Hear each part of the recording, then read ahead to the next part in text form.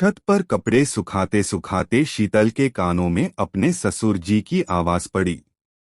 ससुर जी फोन पर किसी से बातें कर रहे थे, इसलिए पहले तो शीतल ने उनकी बातों पर ध्यान नहीं दिया, लेकिन जब उसके कानों में कुछ ऐसी बातें पड़ी जो उसे संदिग्ध लगी तो उसने छुपकर उनकी बातें सुनने की कोशिश की। ससुर जी की बातें वैसे तो अश्लील नहीं थी, पर बातों से ये जरूर पता चल रहा था कि वो किसी महिला से बात कर रहे थे और उसके साथ उनका कोई अलग रिश्ता था। अपने ससुर जी की बातें सुनकर शीतल के पैरों तले जमीन खिसक गई, क्योंकि उसकी नजरों में उसके ससुर जी एक बहुत ही आदर्शवादी इंसान थे। ससुर जी और सासू मां की जोड़ी तो पूरे परिवार के लिए एक मिसाल थी। ऐसे में उन्हें यूं किसी और औरत के साथ रिश्ता बनाते देख शीतल बौखला उठी। उसने उस वक्त तो ससुर जी से कुछ भी नहीं कहा, क्योंकि वो यकीन ही नहीं कर पा रही थी कि इतना आदर्शवादी इंसान भी अपनी पत्नी को धोखा दे सकता था और इस उम्र में बाहर अफेयर कर सकता था। वो हमेशा से जानती थी कि उसके ससुर जी का स्वभाव बहुत मिलनसार था और वो बहुत अच्छे थे, इसलिए उसे इस धोखे की वजह जाननी थी। शीतल विचारहनी अपने कमरे में चली गई और घबराहट में इधर से उधर चक्कर काट रही थी। वो सोच रही थी कि सीधा जाकर ससुर जी से ही सवाल कर लेती हूँ कि आखिर जब सासू माँ और उनमें इतनी अच्छी बनती है और दोनों इतने खुश लगते हैं, तो उन्होंने सासू माँ को धोखा क्यों दिया? आखिर उन्होंने ऐसा क्यों किया? दरअसल शीतल की शादी को 5 साल हो चुके थे। उसने अजय से लव मैरिज की थी। दोनों की कास्ट भी अलग थी, लेकिन परिवार की रजामंदी से शादी हो गई। सब कुछ बहुत अच्छा चल रहा था। शीतल के ससुराल वाले बहुत ही खुले विचारों के लोग थे। अजय से बड़ी 2 बहनें भी थीं जिनकी पहले शादियां हो चुकी थी। शीतल अपने सास ससुर जी के साथ ही रहती थी और उनसे बिल्कुल एक बेटी की तरह खुली हुई थी। अपनी सासू माँ से भी ज्यादा शीतल की अपने ससुर जी से पटती थी, क्योंकि उसके ससुर जी बहुत ही कूल थे। सासू माँ भी यूं तो अच्छी ही थी, पर वो हमेशा एक सास बनकर ही रहती थी। उनका स्वभाव बहुत रौबदार था और वो हर वक्त अपना रुतबा दिखाती थी। इसलिए शीतल उनके इस व्यवहार को ज्यादातर इग्नोर भी करती थी, ताकि घर में सुख शांति बनी रहे। उसका अपने ससुर जी से बाप बेटी जैसा रिश्ता था और सिर्फ शीतल ही नहीं बल्कि पूरा परिवार ससुर जी की बहुत ज्यादा इज्जत करता था, क्योंकि उन्होंने अपने जीवन में बहुत संघर्ष किया था और हर हाल में सबको जोड़ कर रखा था। लेकिन जब शीतल को अपने ससुर जी का सच पता चला, तब वो हैरान हो गई कि बाहर से इतनी आदर्शवादी लगने वाली इस जोड़ी के बीच इतनी बड़ी दरार कैसे आ सकती है। कैसे ससुर जी अंदर से कितने खोखले हो सकते हैं? कैसे इस उम्र में भी वो सासू माँ को धोखा दे सकते हैं? आखिर कैसे? यही कुछ विचार शीतल को चैन नहीं लेने दे रहे थे। उसने सोचा कि अगर मैं इस बात को टालूंगी तब भी बेचैन ही रहूंगी। ससुर जी की दोबारा वैसी इज्जत कभी नहीं कर पाऊंगी। सासू माँ को भी अभी ये बात बताना व्यर्थ है, क्योंकि उसकी सासू माँ तो वैसे भी अपनी किट्टी पार्टी में व्यस्त थीं और अपनी सहेलियों के साथ बाहर गई थीं। इसलिए शीतल सीधा ससुर जी के कमरे में ही पहुंच गई। उस दिन उनकी तबीयत थोड़ी ठीक नहीं थी, इसलिए वो अपने कमरे में ही रेस्ट कर रहे थे। जब शीतल कमरे में पहुंची तब भी ससुर जी फोन पर ही बातें कर रहे थे और शीतल को देखते ही उन्होंने हड़बड़ाहट में फोन कट कर दिया। इतने में शीतल कहने लगी कि ससुर जी फोन कट क्यों कर दिया? बात करिए ना। अपनी महिला मित्र से ही बातें कर रहे थे ना? अपनी बहू के मुंह से ये बात सुनकर ससुर जी तो हैरान रह गए और उनके माथे पर चिंता की लकीरें आ गई। वे लेटे हुए उठकर बैठ गए और उन्होंने पूछा कि बहू तुम ये क्या कह रही हो? पापा जी, मैंने आपकी सभी बातें सुन ली हैं। अब मुझे बताइए कि वो कौन है जिसके कारण आप मम्मी जी को धोखा दे रहे हैं। इतना सुनते ही ससुर जी एकदम से सकपका गए और कुछ बोल ही नहीं पाए। तो शीतल ने फिर से पूछा, प्लीज पापा जी, मुझे बताइए वो कौन है और क्या रिश्ता है आप दोनों में? आपको क्या जरूरत है किसी और से बातें करने की या रिश्ता रखने की? जबकि मम्मी जी और आपकी जोड़ी तो कितनी परफेक्ट है। इस उम्र में भी आप उन्हें धोखा दे रहे हैं। शीतल की बात सुनकर ससुर जी ने कहा कि बेटी, मुझे तुमसे कभी इस तरह की बात करनी पड़ेगी ये मैंने सोचा नहीं था। पर जब आज तुमने जान ही लिया है तो पूरा सच सुनो।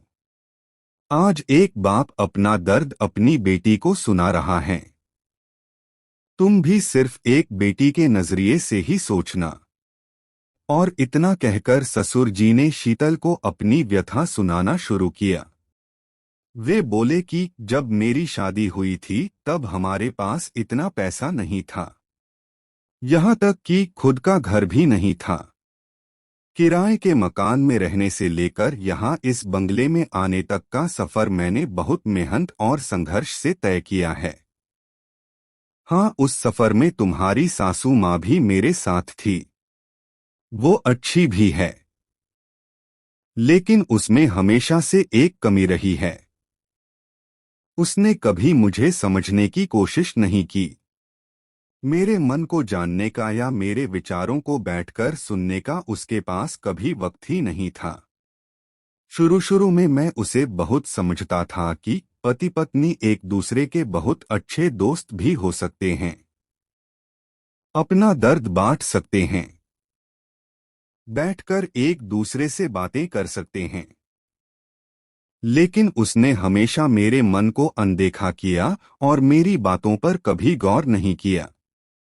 शाम को जब थका हारा पति घर लौटता है तब चाहता है कि उसकी पत्नी उसके पास प्यार से बैठकर उससे दो मीठे बोल बोले, उसके मन की व्यथा सुने।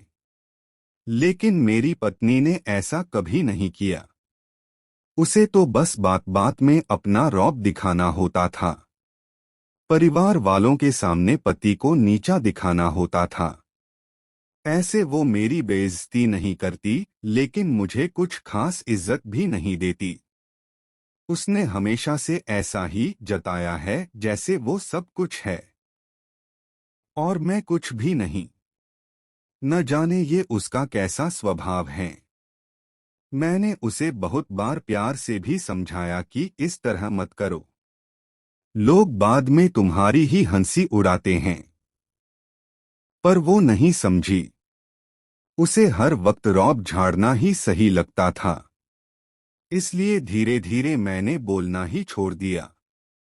मन का मन में ही रख लेता था, क्योंकि ज्यादा बोलो तो झगड़े होते थे और माँ बाप के झगड़ों से बच्चों पर गलत असर होता है। इसलिए चुप रहना ही मुझे सही विकल्प लगा।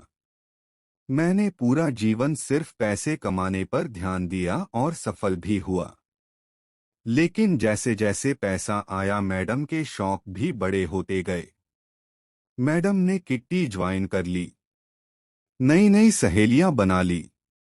घूमना फिरना, पिकनिक पार्टी, ये सब ही उसकी जिंदगी का अहम हिस्सा बन गया। इस तरह बढ़ चढ़कर पैसों की इतनी नुमाइश करना मुझे पसंद नहीं था। पर क्या करता, किसे कहता। धीरे धीरे में एक रिक्तता आ गई। हम दोनों के मेरे मन बीच बहुत दूरियां आ गई, जिन्हें उसने कभी महसूस ही नहीं किया। बेटा, जब आदमी समझौता कर रहा होता है तब अगर उसे कोई विकल्प मिल जाए तो वो कमजोर पड़ जाता है। और बस मेरे साथ भी वही हुआ।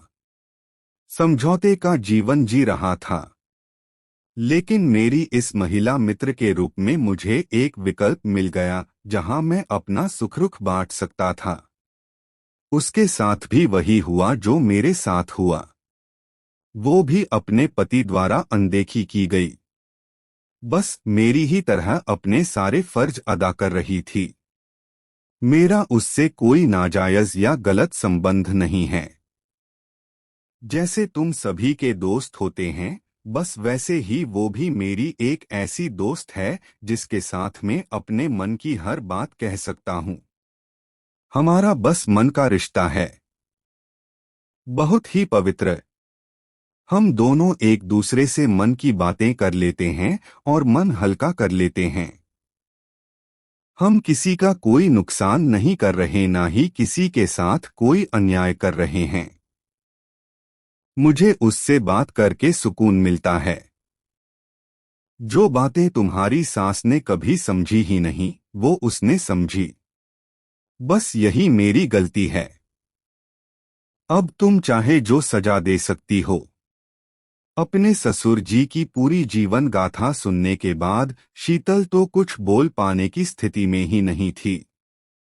उसकी तो मानो आंखें खुल गई हो, क्योंकि आज उसने अपने ससुर जी के माध्यम से जिंदगी का दूसरा पहलू देखा था। आज उनकी कही बातों ने उसे जीवन की सच्चाई से अवगत करा दिया था। उसे लगा कि वाकई हर इंसान को एक ऐसा साथी चाहिए जो सिर्फ तन से नहीं बल्कि मन से भी उसके साथ हो, जिससे वो अपने दुख सुख की बात कर सके, अपना दर्द बांट सकें।